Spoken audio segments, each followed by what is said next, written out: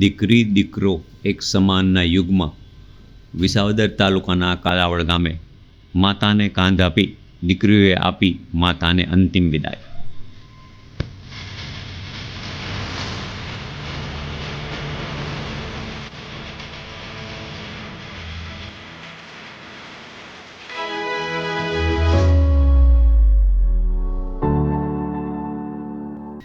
વિસાવદર તાલુકાના નાના એવા કાલાવડ ગામના રહીશ ગીગડા અરવિંદભાઈના ધર્મપત્ની ગીતાબેનનું તારીખ 23/9ના રોજ આકસ્મિક અવસાન થતાં આ નાના એવા પરિવાર પર આઘાત આવી પડ્યો હતો. સ્વર્ગસ્થ ગીતાબેનના પરિવારમાં ફક્ત 2 દીકરીઓ છે.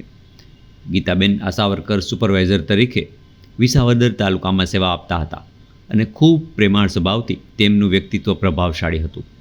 ગીતાબેનની અચાનક વિદાયથી પરિવાર શોકમગ્ન થઈ ગયો.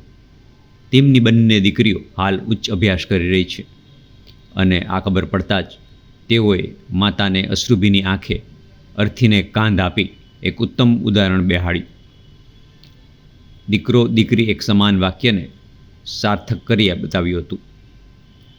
આ કુટુંબ પર આવી પડેલા દુઃખમાં દિલાસો આપવા રાજકીય આગેવાનો, ધારાસભ્યો, અધિકારીઓ, કર્મચારીઓ, સત્તાધાર રામેશ્વર આપાગીકા મહંત શ્રી ગોવિંદ બાપુ તથા અન્ય સંતો મહંતો રૂબરૂ પણ પધાર્યા હતા.